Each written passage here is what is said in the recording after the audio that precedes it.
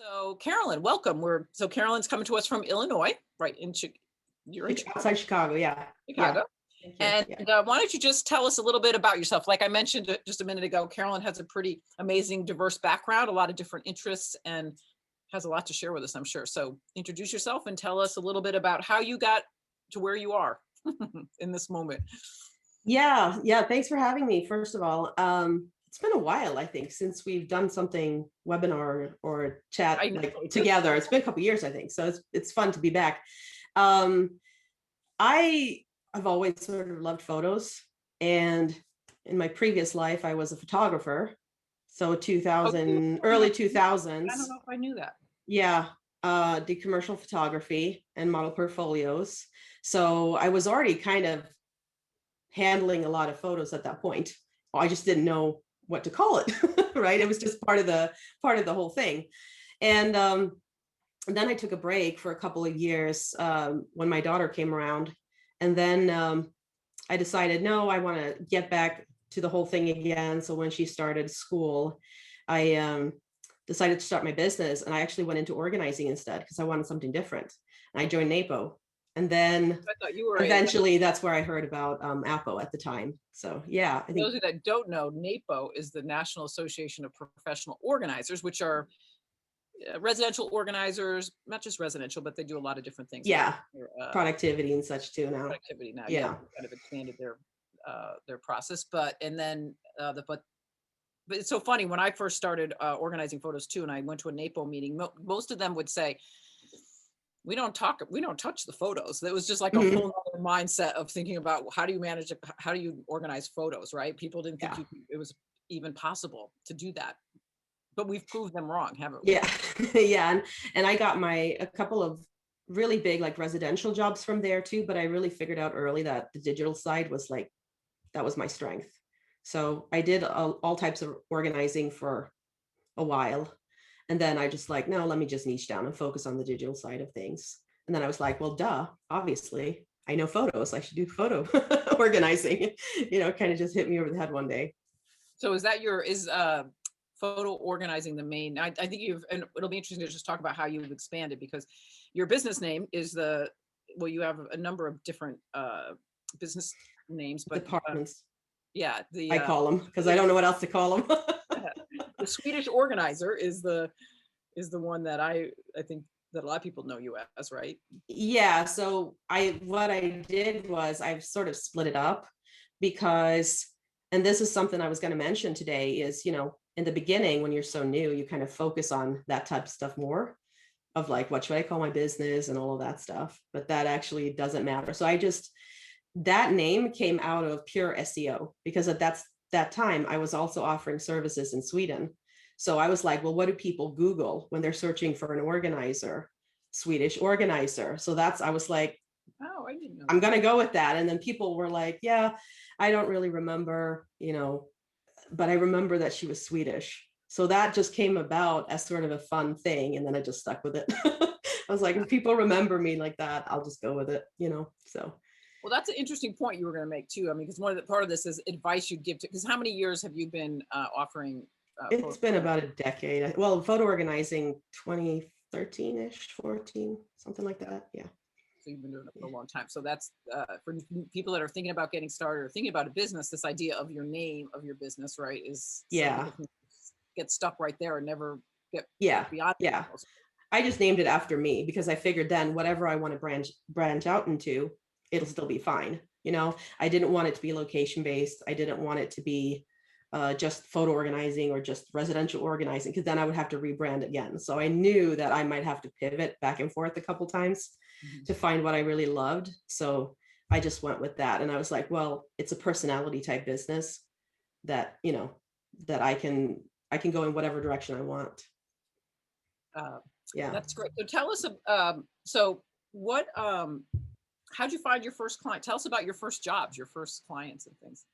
Yeah. So I actually, photo organizing specifically, I actually became really good friends with a person who does estate sales and estate clear outs and estate management and all that type of stuff. And she actually referred a couple of really big jobs to me when I was brand new at that, which was great, but it kept me busy for about 2 years. Oh, no They were kidding. huge projects, huge. So were they both So printed and digital? print, scanning, digital, like the whole thing.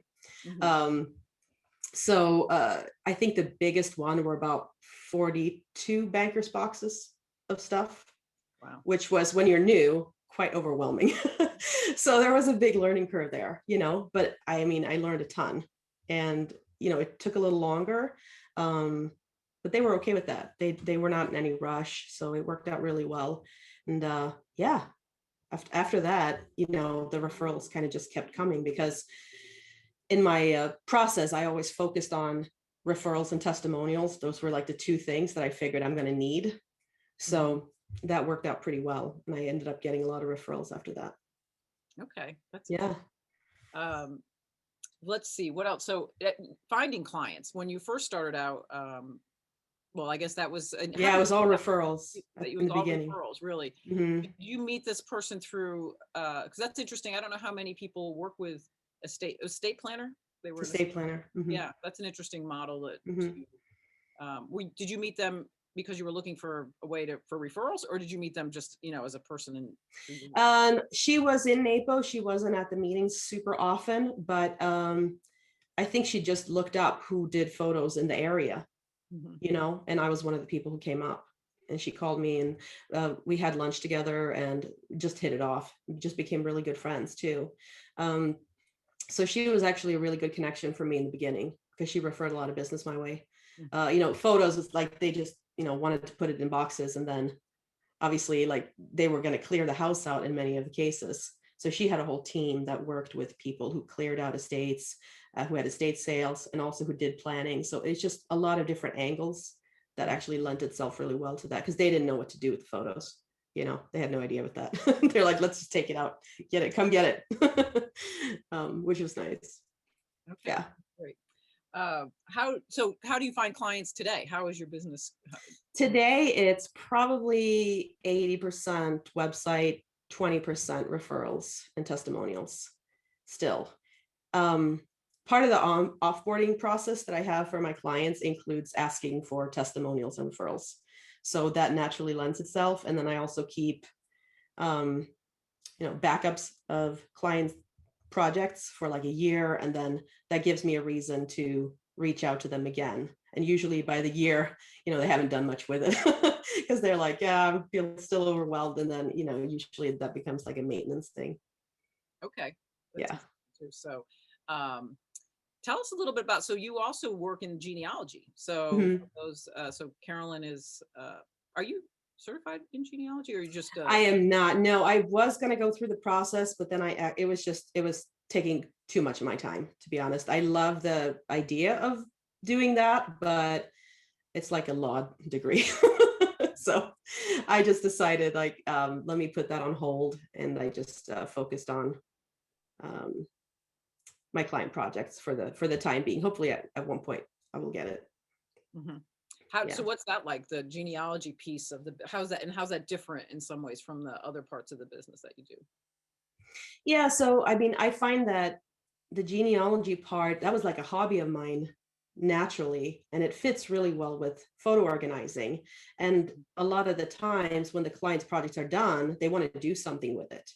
So I always talk to them about, can we create a book, a family history project or some sort, so that we can have something to pass down. And then a lot of them go, well, I don't know much about that. Um, and then that kind of opens the conversation to having a project like that. I tend to focus mostly on Scandinavian genealogy. That's my expertise, but I do work with other contractors too that I refer people to. So, and usually that opens a whole other project, right, where they become even longer term clients, because genealogy, as you all know, can go on for a while. It's not something you find like overnight. Mhm. The process of researching to figure out stuff can take quite a while. So those have been some of my uh, biggest projects too, when it goes from the printed to the digital to the family history part. Those are like the long-term clients. That you're working with. Yeah, Yeah. give us an example of how long a long-term client can be. So, I mean, I have people who've been with me for like 6, 7 years at this point. But obviously the normal project, probably for genealogy, I would say 8 to 12, maybe 14 months. Mhm. Yeah. Okay. Yeah. And the people that have been with those many years, then when you mentioned maintenance, because I think that's something, as I'm asking Carolyn a lot of these questions, is just as for those of you that are either photo managers yourselves already, because I see names I know, or people that are thinking about it, the idea of maintenance, right, is, it's a Mhm. lot of work to go out and get new clients all the time. But the thing is, with photos, we don't stop taking photos just because somebody has completed a project, right? And that Yeah. ongoing, and it's really a relationship business, a significant relationship business, because once a client turns over their photos to you, Yeah. you become part of their family in a way. You get an entree into their lives in a whole new way. So tell us a little bit about, did you evolve into adding maintenance? It just kind of, was it like, It just kind of happened, to yeah. be honest. Yeah. It Mhm. just kind of happened. People just kept coming back and saying, can you do this? And can you do this? And then I started refining those offers. And yeah, I don't think I ever thought of it as like an intentional thing, like, oh, I'm going to add maintenance. It's just kind of evolved that way.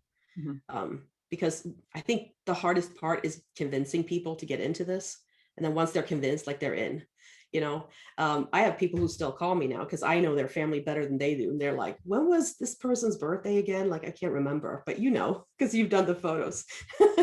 So, yeah, you get to know them really well and they get to know you. So once that relationship is there, I mean, they're not going anywhere. They're in. And then Yeah. you mentioned, what's a typical example of a maintenance project? Yeah, it could be anything from like just organizing the digital files that keep coming in. I know that I have a couple of people where they just upload to their Cloud Hub and then I just make albums for them. Mhm. Some people albums I think is such an easy thing, but it's something that a lot of them want off their plate, I found. Yeah. So an example is one of my clients, he uploads to Forever from his phone and from his wife's phone. And then every 6 months or so, he's like, Caroline, can you just, go in and like fix that last 6 months worth of stuff? And I do that. And then I make it back up and he's all happy. So it's super easy stuff to do, but he just doesn't want to do it. Mhm. Yeah. And how did you learn the digital? So you were already pretty tech savvy, I'm assuming, by nature, or? Well, yeah. So I did, before I got into organizing, I was already sort of hopping around in related areas. I did web design for a while.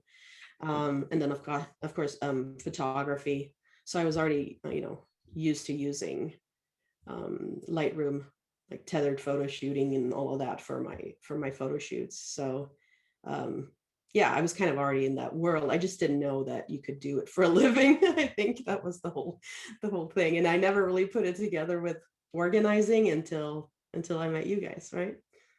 I know, right? You met, come Yeah. to meet us. It's been a long time now, right? You've been a great member for a long time, Carolyn. Yeah. So, Yeah, I think the first conference was 2014, I think Dallas that I went to. oh, the first one. Okay. So our first Yeah. ever was Chicago. Next year will be our 10th conference. Yeah, For I those remember of, missing that one by like 2 weeks. okay. All right. So that's the only one I've missed. Uh, for those of you listening, we have our 9th conference on Thursday. It starts Thursday. So if I look tired, it's because we're counting down the moments to and Carolyn is Yeah. always a speaker at our, I think you've spoken almost at every conference probably. Almost So, everyone. Yeah. Can't yeah, remember. Yeah, it's been fun. do a great job on all sorts of different topics on that are important. So, um, what is it that and then you can, I mean, why don't you tell us a little bit about your I'm not even gonna say it right because I'm tired. Right there. Yeah. Yeah. Your way that you teach people the do it yourself, what you have, you work both with where you do it for people, but you also teach people how to do it themselves, right? Yeah. So right now I do a lot of teaching, mostly actually. I just take a couple of higher ticket clients every now and then. Uh, and then we have some of the maintenance clients still. But yeah, I have obviously courses and DIY offers for the do-it-yourselfers, and that kind of keeps rolling. Um, but we do coaching calls every month and have a lot of fun with that. So they still get a feeling like they're, getting some support and Right. So have it's your opportunities to business ask. evolved over, and so I think the point I'm trying to make too is it's an evolving business, right? It's not Oh yeah, you start today, it can be very different from where we end up, right? And you end up with something completely different. Yeah. than Yeah. what you think. Yeah. And now, have you noticed a change in and people when we first started? So 9, 10 years ago, when Karen, when we first met, it was still people would be like, you know what? You need a photo Yeah. organizer. People will pay you for that, or how can you organize other people's photos? I mean, we always heard everything. We get less of that today, Mm. certainly, right? And have you noticed a change in that? Now most people are like, "Oh my gosh, my photos are a mess." Can you, actually? What a great idea! Somebody actually does that, right? Well, the one thing that hasn't changed is the fact that every time I tell somebody what I do, they go, "Oh, I need you." Right? That's the one thing that has always been there.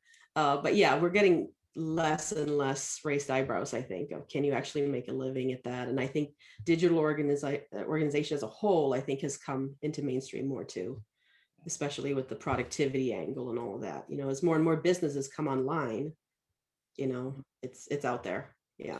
What is the language that you use to help people see the value in the work that you do? So how do you convert them from I really need you, right? Which can be, but then to I'm actually going to hire you. Yeah. So that's a tricky thing, but you have to make it this is actually a nice segue into my presentation this week because I'm going to talk about that a little bit. You're talking. Yeah. Okay. Yeah. Yeah. No, but you're selling the why, right? You're not selling the how. So if you talk to people about, oh, I scan stuff at 600 DPI, whatever it is you say, right? Or I log into your cloud account and I do this and that. They don't really care about how you do things. It's why, right? So you have to phrase it in a way that they understand why it's beneficial to them. And I think when I was in the beginning, I was way more focused on the how than the why. And I think as I've gotten more experience, now I've figured out like, oh, that's not what they're buying. I've What is a why? realized what triggers. What's your why? What do you think, or what do you see? Well, a big one is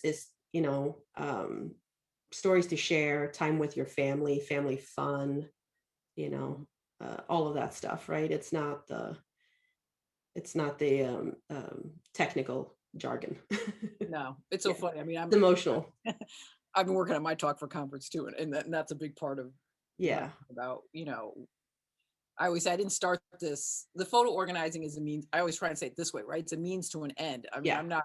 I laugh that I'm not like an organized person by nature, but I was always about the stories that they told, and I knew to tell a story and create a narrative, you had to have a place to start. When people started saying to me, "Will you make albums for me?" That's how it started for me in a lot of ways too. Would you make me a photo album? I was like, well, yeah, but how do I, where am I going to start? And then where do Hmm. I end? So it was like, I have to Hmm. get your photos organized first to actually tell your story through a photo album. And that's where the Right. concept. And I think it's still, that's the passion that people feel. You want to have your stories told. You want to have your photos backed Yeah. up and not all your photos, right? The photos that you care about, Yeah. which is a small number compared to, the amount that we take Yeah. every day. Right? So, The hard thing is to, I think, sell the prevention because it's kind of like, everybody know if you talk about money, like, yeah, you should save for the future. It's kind of the same idea, right? mhm. But people are like, well, yeah, I need the money now. So it's the same kind of idea that I talk to a lot of my friends about who are, advisors in other fields. They're always trying to figure out a way of like, how do we make stuff relevant now? Like, why now? And how do we phrase that language? Because people tend to not take action until there's a pain point. Yeah. So how do you sell the prevention of that pain point, basically? How do you get somebody to take action before the computer crashes? That's the hard part, right? So Yeah.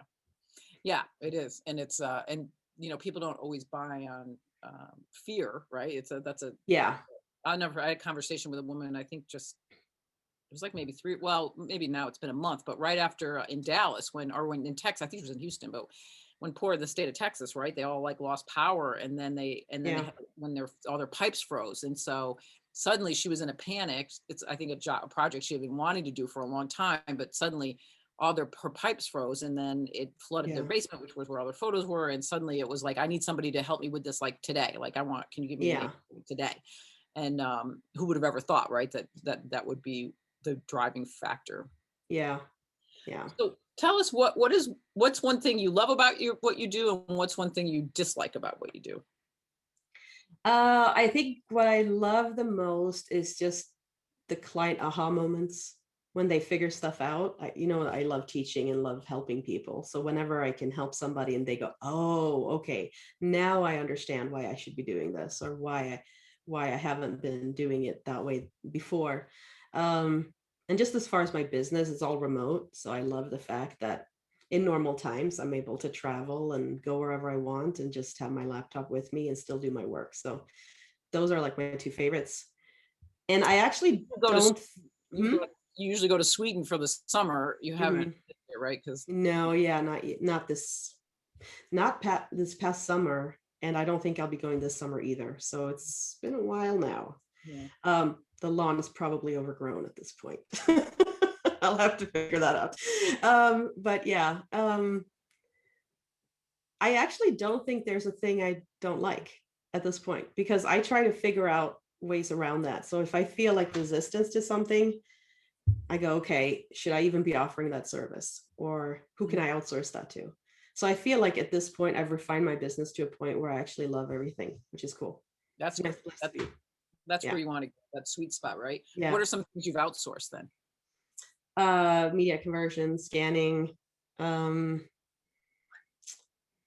yeah, even some of the digital organizing projects now that are coming in, I'm outsourcing more and more and building my team more and more so that I can focus more on the sort of vision and strategy and stuff like that, the marketing. Yeah, that's something we talk a lot about, right? Yeah. Do what you love and outsource the rest, but you don't always know, right? At first, Yeah. that you love, and those first two jobs that you mentioned that were printed, a lot of scanning, right? You probably Yeah. had to learn how to be a good scanner, and get the right equipment, and then eventually you realized maybe I don't really, I can outsource the scanning and have Yeah. somebody do that. Yeah. Yeah. I just didn't like, I don't know, being stuck in that one position over and over. Like it took a toll on my body, I think. And yeah, I don't know. I keep refining and looking at my offers, and wherever the passion goes, that's where I go. So that's all. Yeah. Um, let's see. How about how has being a member of the photo manager has been been a positive experience for you, and what advice do you have people to take advantage of this, the training and the classes and all those things? Yeah, You yeah, have it's been come to great. camp, you come to conference, you apply to speak, and you are an amazing teacher. That's your gift, I know. But what advice would you have to people about getting involved in things? Yeah, no, I think that's been great. I think just having community is so valuable that, whenever you have a question, or if you need some outside opinions, that you have somebody who gets it, right? Like I can talk about this to my family all day long, but they don't know what I do. They have no idea what I'm talking about. So just having like kindred spirits that know what you're going through and all of that, I think that's so valuable. And there's always more to learn, right? It doesn't end. So, yeah. Yeah. I think in the beginning it is hard to know what you like and what you don't like. And I think in the world we are today, it's not so much about knowing what to tune in, it's like knowing what to tune out, right? So figuring out your offers and refining those, and not feeling like you have to offer everything just because other people do that. It doesn't look like, all of our businesses look different, and I think that's okay. Yeah, they're very different, right? That's why it's fun. But doing this has been great. If people have been coming into these calls every month, you'll see it's a very diverse group of ages, where people are in their life and what they offer, how they get started. It's amazing. Yeah. And then also it's where people's backgrounds, what they did before they became photo managers or photo organizers, is also pretty amazing. And we see, from nursing to project management to attorneys to, it's always a shock, very surprising where people come from. Yeah. All right, let me quick look at the chat here, because I know there's a lot of things coming in. So let's see if I can go in and just see. We've got people, Cleveland, Oklahoma, the UK. So many places. Connecticut. She's here with me in Connecticut. Philadelphia, UK again. Brazil. Oh, Adriana, hello. Canada. Munich, England again. England, it's funny. We have a growing group of members in the UK and in the Netherlands and in Australia. And in fact, for our conference, we have 8 countries represented. And so I thought that was kind of cool. That's fun to see that we have 8 people Love coming from 8 that. different countries. So here's the first question. Do you custom solutions for each client based on their needs, or do you try to have a system that you apply to every client so it's consistent, so it's more consistent? Mm. Yeah, I do custom solutions for each client, but that doesn't mean that I don't have a process for it. So, if they want Forever, if they want Google, if they want Lightroom, like it doesn't matter to me. I feel like the process is the same regardless. And like the process of them maintaining their photos is kind of consistent as well. So for me, it's more about choosing the right tool for them and like the workflow of how are they going to keep up with this, if they're not going to have me as maintaining it. So like the idea and the process and the uh, sort of workflow of organizing the photos is the same, but the tools might vary. I hope that makes sense. I think so. Yeah. And I'm sure over time it took a while to develop that workflow, right? That, Yeah, yeah, yeah, a lot of testing and yeah, yeah. figuring out what my first client just had a computer crash and she lost everything, but her photos were backed up 321. Okay, great. So she was following the 321 backup. Mhm. So she must have been relieved because not everybody does that. Denise just said, I just discovered this emerging field when I created a legacy piece for my grandfather's funeral. Mhm. I'm in the photography industry where people are quite honest about the amazing profitability, easily earning 6 figures. I'm going to be quite blunt and ask, how lucrative is this field? And thanks for this informative chat. Yeah, I mean, I think it's very lucrative. I don't think there's any question that people out there need these services. And I mean, if I've seen anything in the pandemic year, is that like our business, like our traffic to the website has skyrocketed this year because people are at home with less to do, right? And they now are like, oh yeah, I should get to this. So I feel like it's very lucrative. And I think it's just a matter of picking the angle that you're going to be using for your business to make sure that, you have and do something that you love. And then, yeah, you figure out how to sell it after that. Right. Yeah, Denise, there's no question. I mean, we've proof of concept is here. We've been doing this now for, well, 12 years, but the photo manager is this particular name that we call it now. But we have many members that are, have hiring employees, have, Yeah. creating outside studios and things. It's not it's not overnight, it's not an Yeah. overnight success. And if you come out of the photography industry, that's a little bit less. I mean, people know what a professional photographer does. They know, there's probably a little bit more of a easier path to follow in some ways. Here you're still like, this need for curiosity I think is important, and the need to be a learner, because getting these workflows that work best for you so that you're earning, you're charging the right fee, number one, and then also you're speeding up your processes more and more and streamlining your right, then it becomes even more.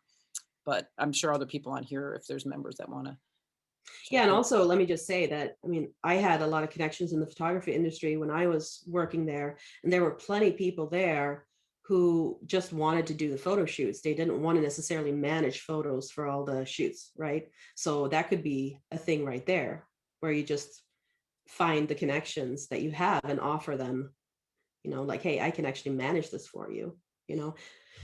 And actually, Yeah. next month's Career Advisor Pro is going to be it's actually, we're going to do a panel discussion with professional photographers who have added this to their business, because we have Mm, so many professional photographers discovering us, and we have quite a few that have kind of figured that out. So some of them are yeah. continuing with their, maybe with their clients, but also many of them have added this as another lucrative income stream, and we'll be addressing that. Yeah. Uh, Somebody else says, what do you use for organizing? Lightroom, with a question mark? Yeah, either Photo Mechanic or Lightroom usually. But like I said, if I have clients who want me to log into their iCloud or and do their stuff in Apple Photos or Forever, whatever it happens to be, like I don't have any problems with that. So it depends, I think, if they have a system in place that they want me to use, or if I am setting up something for them. I always try to match the sort of tech level to the person who's going to be managing it, right? So I don't want to set up something that's too advanced for somebody if they want to try and maintain it themselves after the fact, you know. So some of that stuff goes into consideration too. Then here's a follow-up to in doing custom solutions, do you find that you have to become expert in every software to be able to recommend and train the client? A little bit, yeah. But I think that kind of comes with this job because I feel like I want to know what's out there and I want to make sure I understand how all of them work so that I can better recommend the solutions that I think that people need. You know, my mom, for example, is never going to get into Lightroom. Like it's just not happening. But Forever she can handle, right? So in order for me to recommend Forever to her, I would need to know that. So yeah, but that's also part of my interest, you know. So it's not like you can't specialize in one certain software. You can. I think there's plenty of people who just do Apple Photos or who just do Lightroom. That's perfectly great and I valid. mean, a perfect example Um, that is in some yeah, ways is Isabel, who was just featured in the New yeah, York Magazine, which is a really fun article, which was really great, where they called us an emerging profession and they featured yeah. one of our members. Isabel has also been a longtime member, and I remember when she made the decision, she's going to only work with clients with moms with 2 kids. I mean, she had it down to the point where I remember saying they were like ages like 5 to 7 or something, and with an iPhone. I mean, if you, Mm-hmm. but she Mm-hmm. got herself down that niched into that market. And I think, so I don't even know if she takes clients if they're not that person. And she's done very, very well. So that's her Yeah. choice that she's made, right? Yeah. Yeah. Yeah. I don't have, I mean, I think that's great because the more niche you are like that, the easier it is to market, to be honest, and to say yes or no to the right client. But um, I am naturally kind of curious and I enjoy figuring out new stuff. So that's sort of part of the fun for me is to discover something new and go pull at it, you know. Can you expand on your workflow and the tools you use for remote organizing? Yeah, sure. Um, so workflow always starts with the backup. So if it's remote organizing, usually the first session, what I would do is we have an intake session, basically, that's about 2 hours if I do remote work. And in that session, we set up Backblaze and get the whole thing backed up. Also make sure that we get TeamViewer set up and running To and use all of that. TeamViewer, that's the TeamViewer, yeah. program that you can log into their computer. Yeah, Right? yeah. And the reason I love that is because it has unattended access, right? So that the client doesn't actually have to be there for me to log in and do work on their computer, you know. I've had so many clients who turn on the computer in the morning and leave for the day to go to work or whatever, and then I might do the work in the afternoon, so I don't necessarily need anybody to be there with me, which is I just find that invaluable. The only thing they need to remember is if it's a laptop, they need to plug it in, because if it runs out of juice, then you're in trouble.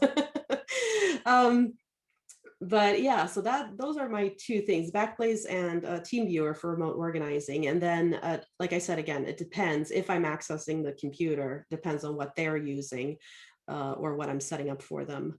But yeah, it's gather everything, back it up, deduplicate, organize, streamline it, and then train them at the end to make sure they know what they're doing going forward. Sometimes I'll record videos for them or just leave the documentation on their computer. Sometimes I'll actually do like a presentation and record that for them. It all kind of depends a little bit, like I said, on the solutions that we've put in place. Yeah. Do you ever have clients send you their hard drives or Sometimes, yeah, sometimes, but it depends, right? If it's backed up and gathered and all of that, then I think that's fine. But if it's already like on their computer, then I can just remote in, so it's not a problem. right? I gotta say though, I do prefer sometimes when they send me the drive, because depending on how old their computers are, right, there can be lag time and all of that, so it can get a little slow sometimes, and that drives me nuts. So if I have it, it's easier. How about a time frame that you give clients based on the size of their collection? Yeah, I don't tend to give time frames a lot. I sort of explain up front that this might take a while and we'll see kind of an unravel it as we go. So time for me is usually not an issue. And if they're in a hurry, I tend to refer people out, because that I don't want those types of like projects that are rushed and stressed or anything like that. So that's like a criteria that I look for. And what was I going to say? Oh yeah, like I don't give a time frame, but we mostly just set like the price or the budget and go off of that, and then figure out the frequency of like how much am I doing based on that. So it's more of a, do you want me to do this job? Here's the price, yes or no. And then the time is not necessarily a big factor. I'm sure somebody's going to ask about pricing. They haven't yet, but that's always we actually have a lot of training. We're focusing a lot on pricing. Last year we did Profitability Live. We're doing it again this year with another whole nother focus, but because that is a big struggle for a lot of people. Any advice on pricing or any feedback you want to give, about how you've managed that over the years? Yeah, I think rule of thumb, if you're quoting like a new client, is like whatever you think it's going to cost, double it and then add 30%. And give that as a ballpark. And then if they say yes to that, you're good. Yeah. Over deliver, and then I know that sounds a little lofty, but I'd rather do that than get into a situation where we have scope creep and it's not working out at all, Right. And you've been there, I'm sure. Right. Mm-hmm. Yeah. Just from a voice of experience. Right. Right. Where the client, did you, I'm sure when you first started, right? Did you have some examples of like when you first started? Yeah, I mean, you have no idea how long things are going to take in the beginning. You just don't have any data to go on, right? But now that I've been time tracking myself for, the past 10 years and figured out what works and how long things take and what I don't like and all that, like that comes with experience, So I think underselling yourself is the biggest issue. That's why a lot of people don't make it. So I would rather overshoot crazy and have people say yes to that. And if they really want to get it done, like, remember, they're buying based on the why. And if they perceive the value there, they're going to pay whatever you want. You just have to be confident in asking for it. Yeah. And that's something that we're, right, as an organization, really working hard on too, is raising the level of professional with certification. And, the client has to understand too, it's a lot of work to figure this out themselves. They are not going to, it's gotten very complicated, right? It's much more complicated than it used to be. I always say life was a lot easier when you took a roll of 24 exposures down to your local photo lab and got your double prints and came home. I mean, that was it has become a much more complex, and it keeps changing. We don't know if Apple Photos is going to change, for all we know, they have a huge update they're doing and they're going to change the name and the entire way you view your photos tomorrow. Yeah, you might find out, right? And you need that buffer zone for those moments. And I mean, the minute you sit down to scan something, the scanner breaks, or or it's fragile and you can't run it through there, or and those things, like, it adds up in time. And even the mental space that you keep for your projects, if you take 10 little projects with like 100 photos, it's worse than taking a bigger project, because you're still focusing on so many different things. Like all of that, I don't know. It's tricky, right? So I'd rather overshoot and be good and not have to worry about that stuff. Diana, yeah, I'm not kidding, Diana. She knows. You're not kidding about doubling plus. No. All right. Any other questions people have while we wait and see if a few more questions come in? But any words of advice for people that are up? So one more comes in. How do you balance doing the work plus staying current with all the constant changes in technology? I find that keeping it up with us very time consuming. Yeah, I agree. But I think the trick to that is that I tackle the problem when I have it. I think a lot of new people, what they do is they figure out like, oh, I got to learn all of these software. I got to learn all of these things and account for every possible scenario that's going to happen. And that was totally me in the beginning too. Like I wanted to feel prepared, right? But what I've learned since is that when you have the issue, like, you can know that there's different software out there to do different things and just kind of know it topically. But then when you have the problem, that's when you dive in and actually figure it out. So I'm not staying current on all of these softwares. I know they're out there. I kind of have an idea of what they can all do. I know the basics of each one, but I'm not getting granular on anything until I have a client who says, this is what I want to use, or until I have to do something with that, because it changes so fast. So I think that's been a major time saver for me. Like, remember a couple of years ago, I got like Milio certified, Oh, yeah, right. 2015-ish, 60 something. Had a couple of clients use it at that point. Haven't used it much since. Still, I'm sure a great program, but I haven't kept up on it. The next time a client says, I want to use that, fine, I'll jump in and I'll figure it out then. But Exactly. I'm not sitting there every week looking for updates from them. Right. Yeah. I think that's really great advice. I would give the same advice, in some ways, even myself, as because a lot of companies approach me, these software companies, they know that we have these members and they really want access to our members and they want them to use their products. I was naive in the beginning. I thought that because any company that creates something, they think they've created the best product. So they're pretty psyched about what and I could be easily sold, and I have been, and then I would bring it to our community, and then we've learned, right? So you definitely don't need to know all these things at once. Know them when you need them. You can know of it, right? Yeah. But you don't need to be like an expert in it. And there's plenty of people who are, when you need the expert, then you can always find the expert. Yeah, it's like you don't know how to figure it out, or you don't have to know how to figure it out, but know that it's figure outable, right? Does that make sense? Like, you can get to it once you need to. So yeah, don't waste time on that in the beginning. Good. Yeah. All right. Any other questions come in, or any other final words of advice, Carolyn, for us? Great advice, people are saying. Oh, I think I see another one, Kathy. Oh, that came in. Oh, so are you billing for the time that you need to learn the new software if the client wants it? I find most clients don't know what they want, so they look to us to find the best solution. Yeah, I mean, if I know the best solution, then I will recommend that to them. And because I kind of have an idea of all of the different software and what they all do and all of that, then that's usually not a problem. But that's what's built into, like, I don't itemize anymore. Like, I used to itemize all of the things that I do. I don't do that anymore. So now it's like, that's what's built into that, what do you call it? That buffer zone of, I'm not billing them necessarily for that, but I am learning as I'm uploading something or as I'm moving something. So I find it hard to draw lines between that, if that makes sense.